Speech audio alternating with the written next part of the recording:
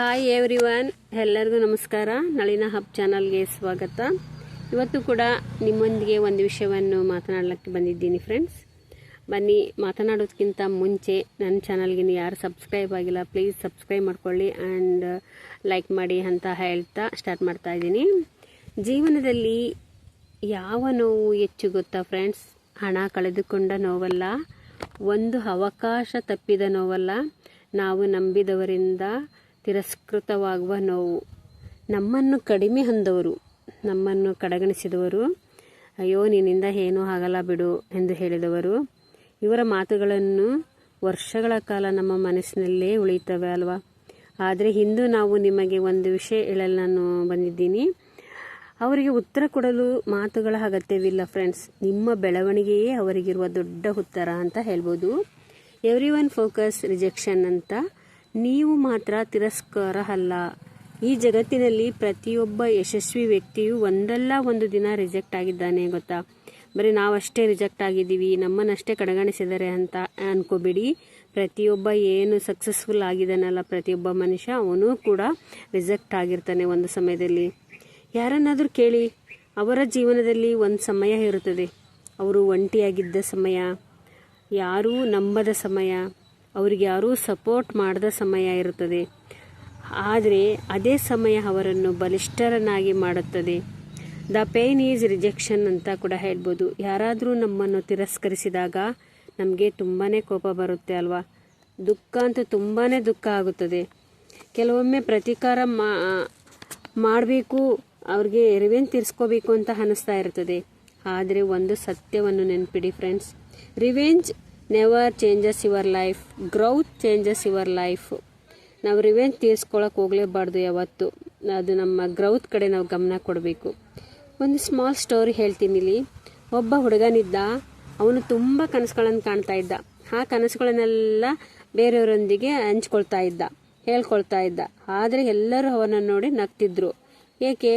ನಿನ್ನಿಂದ ಏನೂ ಆಗಲ್ಲ ಬಿಡು, ನೀನೊಬ್ಬ ಸಾಮಾನ್ಯ ಮನುಷ್ಯ, ದೊಡ್ಡ ಕನಸುಗಳನ್ನು ಕಾಣಬೇಡ ಅಂತ ಹೇಳ್ತಿದ್ರು.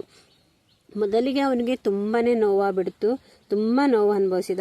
ಆದರೆ ಒಂದಿನ ಅವನು ನಿರ್ಧಾರ ಮಾಡಿದ. ಏನಂತ ಗೊತ್ತಾ?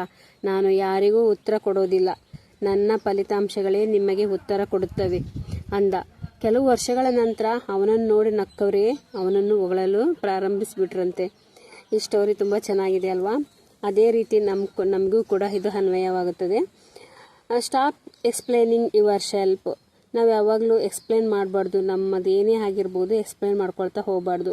ಬಹಳ ಜನರು ತಮ್ಮನ್ನು ಸಾಬೀತುಪಡಿಸಿಕೊಳ್ಳಲು ಪ್ರಯತ್ನಿಸುತ್ತಾರೆ, ಪ್ರತಿಯೊಬ್ಬರಿಗೂ ಎಕ್ಸ್ಪ್ಲೇಷನ್ ಕೊಡಲು ಹೋಗ್ತಾರೆ. ಆದರೆ ಒಂದು ವಿಷಯ ನೆನಪಿಡಿ ಫ್ರೆಂಡ್ಸ್, ಅದರಿಂದ ಎಲ್ಲರಿಗೂ ನಿಮ್ಮ ಕತೆ ಹೇಳಲು ಹೋಗಬೇಡಿ.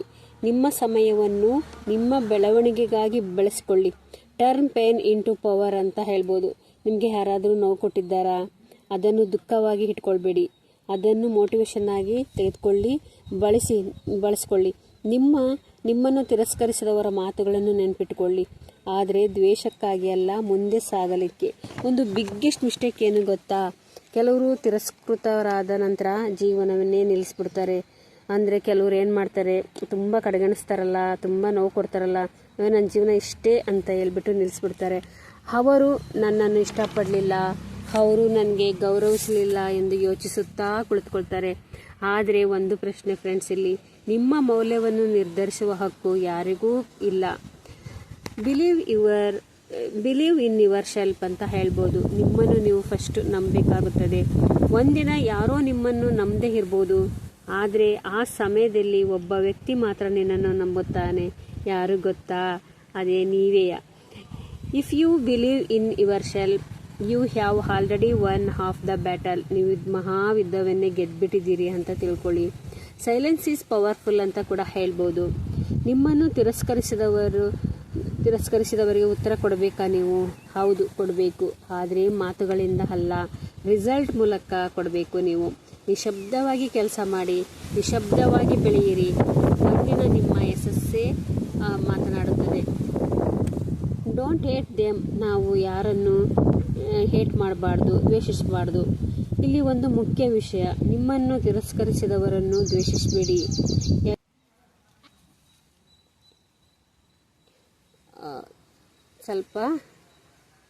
ಸ್ವಲ್ಪ ಡಿಸ್ಟರ್ಬ್ ಆಯಿತು, ಸಾರಿ. ಇಲ್ಲಿ ಒಂದು ಮುಖ್ಯ ವಿಷಯ, ನಿಮ್ಮನ್ನು ತಿರಸ್ಕರಿಸಿದವರನ್ನು ದ್ವೇಷಿಸಬೇಡಿ. ಯಾಕೆಂದರೆ ದ್ವೇಷ ನಿಮ್ಮ ಮನಸ್ಸಿನ ಶಾಂತಿಯನ್ನು ಕಸಿದುಕೊಳ್ಳುತ್ತದೆ. Forgive them, learn them, move forward ಅಂತ ಕೂಡ ಹೇಳ್ಬೋದು. ಅವರನ್ನು ಕ್ಷಮಿಸಿಬಿಡಿ. ಅವರಿಂದ ನಿಮಗೆ ತುಂಬ ಕಲಿಯೋದಿರುತ್ತೆ. ಅವರಿಂದ ನೀವು ಮುಂದೋಗ್ತಾ ಇರ್ತೀರಿ ಅಲ್ವಾ. ನಿಮ್ಮ ಸ್ಪರ್ಧೆ ನಿಮ್ಮನ್ನು ತಿರಸ್ಕರಿಸುವುದರ ಜೊತೆ ಅಲ್ಲ ಫ್ರೆಂಡ್ಸ್, ನೆನ್ನೆ ಇದ್ದ ನಿಮ್ಮ ಜೊತೆ. ಪ್ರತಿದಿನ ಸ್ವಲ್ಪ ಉತ್ತಮವಾಗಿರಿ, ಸ್ವಲ್ಪ ಕಲಿಯಿರಿ, ಸ್ವಲ್ಪ ಬೆಳೆಯಿರಿ, ಅಷ್ಟೇ ಸಾಕು. ಇಂದು ನಿಮ್ಮನ್ನು ಕಡೆಗಣಿಸುತ್ತಿರುವ ಜನ ನಾಳೆ ನಿಮ್ಮನ್ನು ಗಮನಿಸುತ್ತಾರೆ. ಇಂದು ನಿಮ್ಮನ್ನು ನಗುತ್ತಿರುವ ಜನ, ನಿಮ್ಮನ್ನು ನೋಡಿ ನಗುತ್ತಿರುವ ಜನ ನಾಳೆ ನಿಮ್ಮನ್ನು ಗೌರವಿಸಬಹುದು ಅಲ್ವಾ. ಆದರೆ ಆ ದಿನಕ್ಕಾಗಿ ಕಾಯಬೇಡಿ, ನಿಮ್ಮ ಕನಸುಗಳಿಗಾಗಿ ಬದುಕಿ. ಸ್ನೇಹಿತರೆ, ತಿರಸ್ಕಾರ ನಿಮ್ಮ ಅಂತ್ಯವಲ್ಲ, ಅದು ನಿಮ್ಮ ಹೊಸ ಆರಂಭ ಅಂತ ತಿಳ್ಕೊಳ್ಳಿ. ನಿಮ್ಮನ್ನು ತಿರಸ್ಕರಿಸಿದವರು ನಿಮ್ಮ ಜೀವನದೇನು ಅವರೇನು ವಿಲನ್ಸ್ ಅಲ್ಲ. ಅವರು ನಿಮ್ಮ ಜೀವನದ ಟೀಚರ್ಸ್ ಅಂತ ಹೇಳ್ಬೋದು. ಅವರು ನಿಮ್ಮೊಳಗಿನ ಶಕ್ತಿಯನ್ನು ಹೊರಗೆ ತೆಗೆಯುವವರು ಫ್ರೆಂಡ್ಸ್. ಇಂದು ಈ ವಿಡಿಯೋದಿಂದ ಒಂದು ವಿಷಯ ನೆನಪಿಟ್ಕೊಳ್ಳಿ, ನಿಮ್ಮನ್ನು ತಿರಸ್ಕರಿಸುವುದರ ಮುಂದೆ ಯಾವತ್ತೂ ಅಳಬೇಡಿ. ಎದ್ದು ನಿಲ್ಲಿ, ಸಾಧಿಸಿ ತೋರಿಸಿ. ಅವರಿಗೆ ಉತ್ತರ ಕೊಡಬೇಡಿ, ನಿಮ್ಮ ಜೀವನವೇ ಅವರಿಗೆ ಉತ್ತರವಾಗಿರಲಿ. The best revenge in message success ಅಂತ ಹೇಳಿ.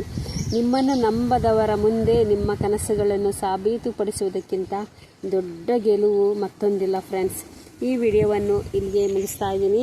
ಮತ್ತೊಂದು ವಿಡಿಯೋದೊಂದಿಗೆ ಬರ್ತೀನಿ ಫ್ರೆಂಡ್ಸ್. ಎಲ್ಲರಿಗೂ ಧನ್ಯವಾದಗಳು.